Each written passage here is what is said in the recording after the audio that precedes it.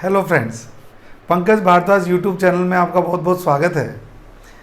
GOC की series चल रही है जिसमें मैं बात कर रहा था इलेक्ट्रॉन डिस्प्लेसमेंट इफेक्ट्स की, जिसमें मैंने फर्स्ट वीडियो में इंडक्टिव इफेक्ट और पिछले 2 वीडियो में मैंने रेजोनेंस इफेक्ट की बात की थी। ये रेजोनेंस इफेक्ट का आज 3rd वीडियो है बच्चों। ये वीडियो मैंने थोड़ी शॉर्ट ड्यूरेशन का बनाया है ताकि आप लोगों की अपलोडिंग वगैरह में भी दिक्कत नहीं आए। हम बात कर रहे हैं टाइप ऑफ कॉन्जुगेशंस की।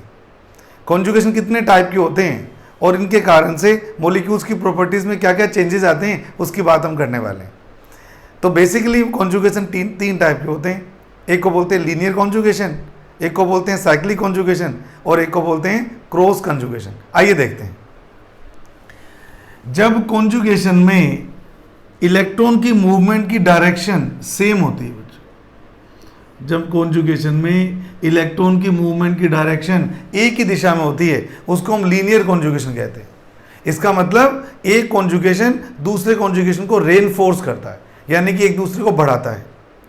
इसी तरह का कॉन्जुगेशन अगर साइक्लिक सिस्टम में मिलता है तो उसे हम साइक्लिक कॉन्जुगेशन कहते हैं, यानी कि लीनियर कॉन्जुगेशन का ही एक टाइप होता है वैसे साइक्लिक कॉन्जुगेशन। आप देख पा रहे हैं कि ये डबल बॉन्ड अगर इधर आ जाएगा, ये डबल बॉन्ड अगर इधर आ जाएगा और ये डबल बॉन्ड इधर चला जाएगा तो यहाँ भी direction of flow of electron same side में ही है। तो जब direction of flow of pi electrons एक ही साइड में होता है उसको हम लीनियर कॉन्जुगेशन कहते हैं। ये 2 तरह का हो सकता है, नॉन साइक्लिक सिस्टम में भी हो सकता है और साइक्लिक सिस्टम में भी हो सकता है। तो इसको हम नॉर्मल लीनियर कॉन्जुगेशन कह देते हैं, इसको साइक्लिक कॉन्जुगेशन कह देते हैं। आज हम ज़्यादा इंपॉर्टेंट डिस्कशन करने वाले हैं क्रॉस कॉन्जुगेशन के बारे में। क्रॉस कॉन्जुगेशन के क्वेश्चन बहुत इंपॉर्टेंट बनते हैं, बड़े इंटरेस्टिंग बनते हैं और कई बार ये रिजल्ट को जस्ट रिवर्स करने की कैपेसिटी भी रखते हैं। तो इसके लिए हमें बहुत ज़रूरी है कि हमें क्रॉस कॉन्जुगेशन अच्छे से समझ में आना चाहिए। आइए, when 2 systems are in conjugation with a third common system but are not in conjugation with each other। अगर 2 सिस्टम किसी तीसरे कॉमन सिस्टम के साथ तो कॉन्जुगेशन में हो लेकिन आपस में वो एक दूसरे के कॉन्जुगेशन में नहीं हो, ऐसे कॉन्जुगेशन को क्रॉस कॉन्जुगेशन कहा जाता है। एग्जांपल से समझ में आएगा आपको। ये मैंने एग्जांपल लिया। अब इस मॉलिक्यूल से स्टार्ट करते हैं। इस मॉलिक्यूल में इसको कॉमन सिस्टम मान लीजिए तो क्या lone pair, single bond, double bond resonance हो जाएगा। ये लोन पेयर यहां जाएंगे और डबल बॉन्ड के इलेक्ट्रॉन यहां मूव कर जाएंगे। इस तरह की मूवमेंट को मैंने नाम दिया एक मूवमेंट। अगर ये नहीं हो तो एक और पॉसिबिलिटी भी है कि ये लोन पेयर बीच में आ जाएगा तो भी इलेक्ट्रॉन ऊपर मूव कर जाएंगे। इस कॉन्जुगेशन को मैंने नाम दिया बी कॉन्जुगेशन, बी मूवमेंट। याद देना चाहिए बी, इसको मैंने बोला बी मूवमेंट। जब ए वाली मूवमेंट होगी तो आप देखिए ये वाली रेजोनेटिंग स्ट्रक्चर बनेगी कि यहां तो आ जाएगा डबल बॉन्ड और डबल बॉन्ड ब्रेक होने से ये क्या बन जाएगा, सिंगल बॉन्ड। लेकिन ये वाले लोन पेयर इन्वॉल्व नहीं किए मैंने, और जब मैं इन लोन पेयर को इन्वॉल्व करूंगा तो बी वाली मूवमेंट हो जाएगी और बी वाली मूवमेंट से क्या होगा, यहां तो आ जाएगा डबल बॉन्ड और इसके ऊपर मूव करने के कारण ये वाला बॉन्ड क्या बन जाएगा, सिंगल बॉन्ड बन जाएगा। हालांकि ये तीनों की तीनों आपस में एक दूसरे की रेजोनेटिंग स्ट्रक्चर्स हैं, लेकिन सबसे इंपॉर्टेंट बात यह है कि जब इस तरह की मूवमेंट होगी ए वाली तो बी वाली मूवमेंट नहीं हो सकती और जब बी वाली मूवमेंट होगी तो ए वाली मूवमेंट नहीं हो सकती। यानी कि यहां पर एक कॉन्जुगेशन दूसरे कॉन्जुगेशन को अपोज कर रहा है, यानी कि ए कॉन्जुगेशन बी को नहीं होने देगा और बी वाला कॉन्जुगेशन ए को नहीं होने देगा। इस तरह की कॉन्जुगेशन को हम क्रॉस कॉन्जुगेशन कहते हैं। यहां पर क्या हो रहा था, सभी की डायरेक्शन सेम थी।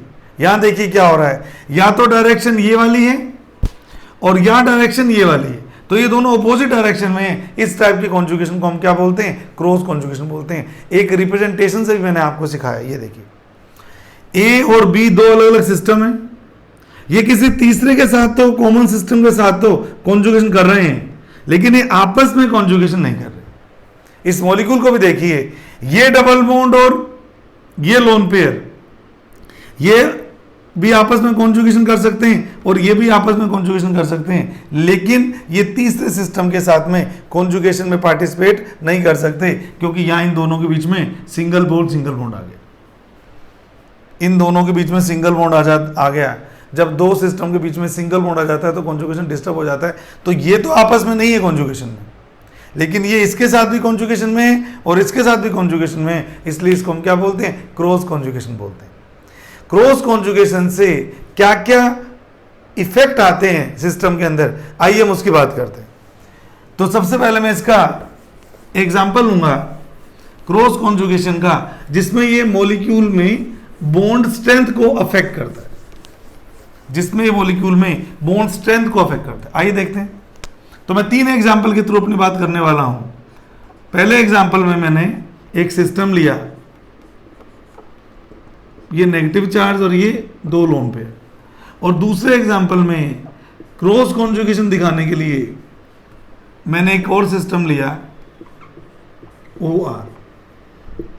ठीक है, अब आपको पता है अच्छे से कि ये तो रेजोनेंस में जाएगा और यहां रेजोनेंस में जाने की पॉसिबिलिटी दो हैं, इस तरफ से भी जा सकता है और उस तरफ से भी जा सकता है। तो मैं क्या बता रहा हूं, मान लीजिए बच्चों इस बॉन्ड की लेंथ A है और इस बॉन्ड की लेंथ B है। उसी तरह से C डबल बॉन्ड की लेंथ फर्स्ट मॉलिक्यूल में X है और सेकंड मॉलिक्यूल में Y है। तो क्या पूछता है आपसे, वो कह रहा है compare A and B, compare A and B as well as X and Y। ये आपसे पूछ रहा है कि इन दोनों मॉलिक्यूल्स में A और B की लेंथ को कंपेयर करो और X और Y की लेंथ को कंपेयर करो। मेरी बात ध्यान से सुनिएगा, जब भी आपके सामने क्रॉस कॉन्जुगेशन आता है तो उसमें जो A और B का रेजोनेंस है वो तो कमजोर हो जाता है बच्चों। क्यों? क्योंकि जब A होगा तो B नहीं होगा और जब B होगा तो A नहीं होगा। लेकिन जो C वाला कॉन्जुगेशन है या C वाला जो रेजोनेंस है वो ज्यादा स्ट्रॉन्ग हो जाता है, क्योंकि उसको देने के लिए A वाले इलेक्ट्रॉन भी आ सकते हैं और B वाले इलेक्ट्रॉन भी आ सकते हैं। इसका मतलब ये हुआ कॉमन सिस्टम के रेजोनेंस का कंटेंट बढ़ेगा और जो इंडिविजुअल A और B सिस्टम थे उनके रेजोनेंस का कंटेंट क्या होगा, कम होगा। तो क्या मैं ठीक कह रहा हूं? अगर मैं इस बॉन्ड की बात करता हूं A वाले की, तो यहां पर रेजोनेंस का जो एक्सटेंट है, यहां पर रेजोनेंस का जो एक्सटेंट है वो A वाले सिस्टम में B वाले सिस्टम से ज्यादा है। आप कहेंगे कैसे सर? इसलिए क्योंकि ये तो डबल बॉन्ड पक्का ही बनेगा 100%। इस डबल बॉन्ड के बनने की पॉसिबिलिटी 50-50 है कि ये डबल बॉन्ड तभी बनेगा जब ये वाला लोन पेयर इन्वॉल्व नहीं होगा। यानी कि आप मान लो अप्रोक्सीमेटली 50% इसके डबल बॉन्ड बनाने के चांस है और 50% लोन पेयर यहां से आने के चांस। भाई ये लोन पेयर अगर इन्वॉल्व होगा तो ये 50% पॉसिबिलिटी है, तो ये भी तो हो सकता था। तो हम क्या बोलते हैं, इस बॉन्ड की रेजोनेंस में जाने की पॉसिबिलिटी इस बॉन्ड के रेजोनेंस में जाने की पॉसिबिलिटी से आधी है। तो क्या मैं ठीक कह रहा हूं, ज्यादा इफेक्टिव रेजोनेंस किसमें होगा, A में, B की कंपैरेटिवली। अब जरा कॉमन सिस्टम की बात करते हैं। मैंने बोला इंडिविजुअल सिस्टम की तो रेजोनेंस में जाने की टेंडेंसी कम हो जाती है, लेकिन कॉमन सिस्टम की रेजोनेंस में जाने की टेंडेंसी बढ़ जाती है। यानी कि ये कॉमन सिस्टम की बात करूंगा तो यहां पर रेजोनेंस में जाने की पॉसिबिलिटी इसकी कंपैरेटिवली ज्यादा होगी। क्यों? क्योंकि इधर से भी बॉन्ड मिल सकता है, इधर से भी इलेक्ट्रॉन पेयर मिल सकते हैं। तो मैं क्या बोलूंगा, Y की रेजोनेंस में जाने की टेंडेंसी X की कंपैरेटिवली ज्यादा है। वापस देखिए, इंडिविजुअल सिस्टम की रेजोनेंस में जाने की पॉसिबिलिटी कम हो जाती है, B कम है, लेकिन कॉमन सिस्टम की रेजोनेंस में जाने की प्रायोरिटी बढ़ जाती है और रेजोनेंस में जाने की प्रायोरिटी के कारण दोनों की बॉन्ड लेंथ में डिफरेंट इफेक्ट पड़ेगा। बच्चों ध्यान से सुनिएगा, अगर इस बॉन्ड के रेजोनेंस में जाने की टेंडेंसी कम हो गई तो इस सिंगल बॉन्ड के डबल बॉन्ड में बदलने के चांसेस भी कम हो गए। अगर B के डबल बॉन्ड में बदलने के चांसेस कम हो गए तो बॉन्ड लेंथ B की ज्यादा होगी A की कंपैरेटिव। दोबारा से, इसके डबल बॉन्ड बनने के चांसेस ज्यादा हैं, इसके डबल बॉन्ड बनने के चांसेस 50% है। इसका मतलब इसकी बॉन्ड लेंथ से ज्यादा होगी तो B ग्रेटर देन A। ऐसे ही X और Y को कंपेयर करने, इस रेजोनेंस से X वाले रेजोनेंस से भी सिंगल बॉन्ड बनेगा और इसमें भी रेजोनेंस में सिंगल बॉन्ड बनेगा, लेकिन डबल बॉन्ड के सिंगल बॉन्ड में कन्वर्ट होने की प्रायोरिटी यहां ज्यादा है और यहां कम है, क्योंकि ये रेजोनेंस ज्यादा स्ट्रॉन्ग है इसकी कंपैरेटिवली।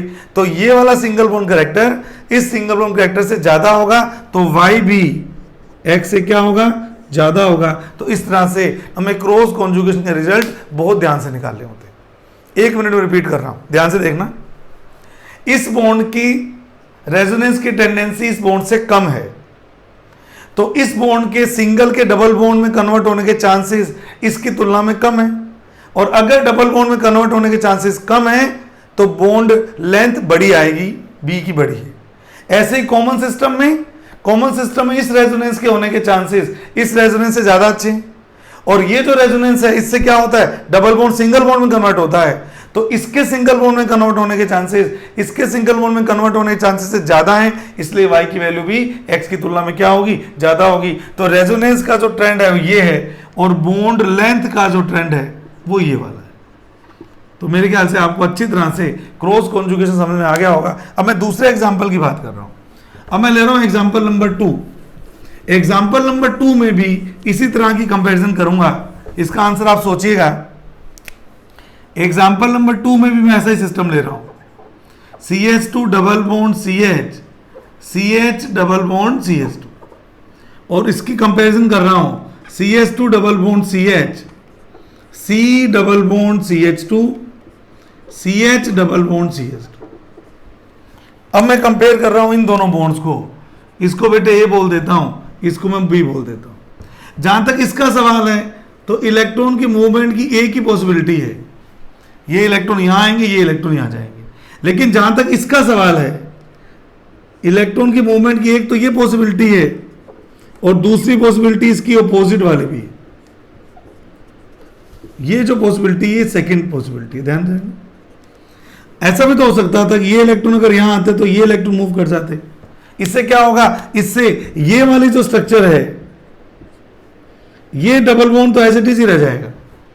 इसका मतलब क्या होगा, ध्यान से देखिएगा, इस डबल बॉन्ड के सिंगल में कन्वर्ट होने के चांस ज्यादा हैं इस डबल बॉन्ड की तुलना में, क्योंकि अगर ये मूवमेंट की वजह अगर उधर मूवमेंट हो जाएगी तो ये डबल बॉन्ड का डबल बॉन्ड ही पड़ा रहेगा।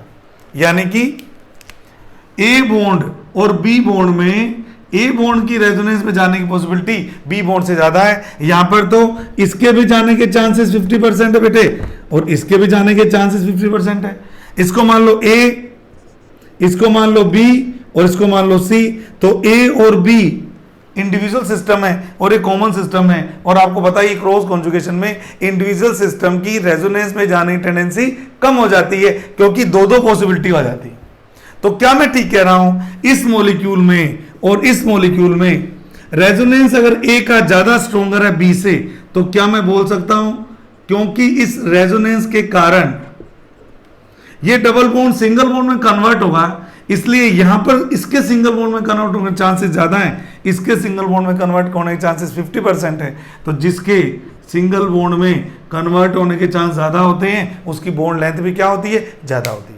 तो इस तरह से हम क्रॉस कॉन्जुगेशन से बॉन्ड लेंथ को कंपेयर कर सकते हैं। बॉन्ड लेंथ का उल्टा बॉन्ड स्ट्रेंथ होती है। बॉन्ड लेंथ का उल्टा क्या होती है, बॉन्ड स्ट्रेंथ होती है। तो क्या मैं ठीक कह रहा हूं कि ज्यादा अच्छा स्ट्रेंथफुल बॉन्ड कौन सा होगा, B is greater than A। इस तरह से दो एग्जाम्पल के थ्रू हमने क्रॉस कॉन्जुगेशन को सीखा। आइए तीसरा लास्ट एग्जाम्पल देखते हैं जिसमें क्रॉस कॉन्जुगेशन आराम से हमें दिख रहा है। अगर मैं साइक्लिक सिस्टम की बात करूं, अगर मैं साइक्लिक सिस्टम की बात करूं तो मैंने साइक्लो पेंटेन बना दी, इसमें प्लस चार्ज यहां लगा दिया, तो ये साइक्लोपेंटा डाइनाइल केटायन है, और एक आपको दिया हुआ है साइक्लोपेंटा डाइनाइल एनायन। चलिए इन दोनों में बहुत ज्यादा बड़ा डिफरेंस है। इसका जो रेजोनेंस है वो होता है क्रॉस, क्योंकि ये होगा तो ये नहीं होगा, और अगर राइट वाला होगा तो लेफ्ट वाला नहीं होगा। साफ सी बात है। अगर ये रेजोनेंस होगा तो ये रेजोनेंस नहीं होगा। क्या मैं इसको क्रॉस रेजोनेंस कह सकता हूं कि अगर ये इलेक्ट्रॉन आएंगे तो ये नहीं आ सकते, और ये इलेक्ट्रॉन आएंगे तो ये नहीं आ सकते? तो ये क्रॉस कॉन्जुगेशन का एग्जाम्पल होता है।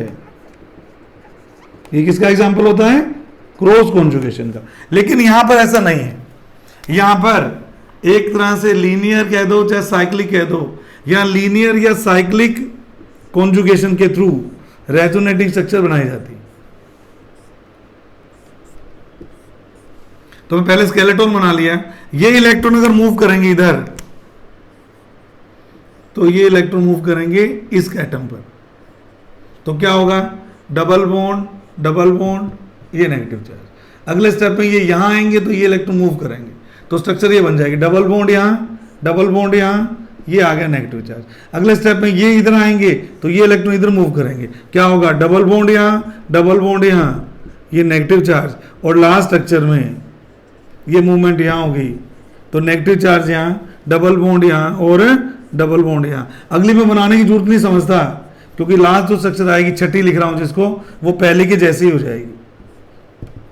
ये देखिए, तो मैं काउंट करता हूं तो 1 2 3 4 और 5 काउंट करता हूं, क्योंकि फर्स्ट और 6 क्या हो गई, सेम हो गई। तो क्या ये आपका लीनियर कॉन्जुगेशन नहीं है क्या?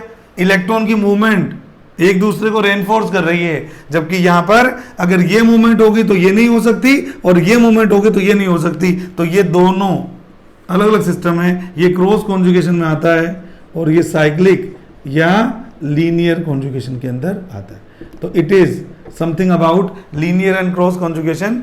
ये वीडियो मैंने छोटा ही बनाया है ताकि आप लोग इसको अपलोड करें तो आपकी आसानी से हो जाए। अगले वीडियो में मैं आपको रेजोनेंस के दोनों टाइप के बारे में बात करने वाला हूँ, मीजोमेरिक इफेक्ट प्लस है एंड माइनस है। मैं वीडियो बड़े बनाता हूँ जनरली 30 मिनट्स के आसपास, ताकि जो स्टूडेंट्स मेरे वीडियो से पढ़ाई कर रहे हैं उनको कुछ कंटेंट मिलता रहे। मुझे बहुत लोग एडवाइस करते हैं कि सर वीडियो तो 10-1 मिनट का बनाया कीजिए, इसको तो केवल हमने सर्कुलेट करना है, व्यूज़ ज़्यादा आएँ और सब्सक्राइबर ज़्यादा हो, मेरा भी पर्पज़ नहीं है। मैं जेन्युइनली आपको केमिस्ट्री पढ़ाना चाहता हूँ। मैं जेन्युइनली चाहता हूँ जो नीडी स्टूडेंट्स हैं, जिनके पास और कोई ऑल्टरनेटिव नहीं है कोरोना पीरियड में, तो मेरे वीडियो पे रिलाई कर सकते हैं कि हाँ आज सर का वीडियो आएगा तो मैं आगे पढ़ूंगा। इसलिए मेरे वीडियो थोड़े बड़े होते हैं और मैं चाहता हूँ कि मेरे कंटेंट इतना तो हो कम से कम कि उस एक दिन का आपका काम चल जाए, आधा घंटा वीडियो को सुनने का, आधा घंटा समझने का, और कुछ प्रैक्टिस के लिए भी आपको टाइम निकालना है। आने वाले टाइम में मैं कुछ वीडियो प्रैक्टिस प्रॉब्लम पे भी लाने वाला हूँ। आप लोग इसी तरह से प्लीज़ इन वीडियो को ज़्यादा से ज़्यादा शेयर करें, ज़्यादा से ज़्यादा स्टूडेंट्स को सब्सक्राइब करवाएं, चैनल लाइक भेजें। ये मोटिवेशन मेरे लिए बहुत बड़ा मोटिवेशन है और आप लोगों का बहुत बहुत थैंक यू। आपने इस चैनल को काफ़ी हद तक सक्सेसफुल कर दिया है और अब आने वाले टाइम में मैं और एक्सपेरिमेंट लेके आपके सामने आऊँगा। आप लोगों की मोटिवेशन मुझे मिलते रहेंगे तो मैं और अच्छा काम करता रहूँगा। आपका बहुत बहुत शुक्रिया। Thank you so much.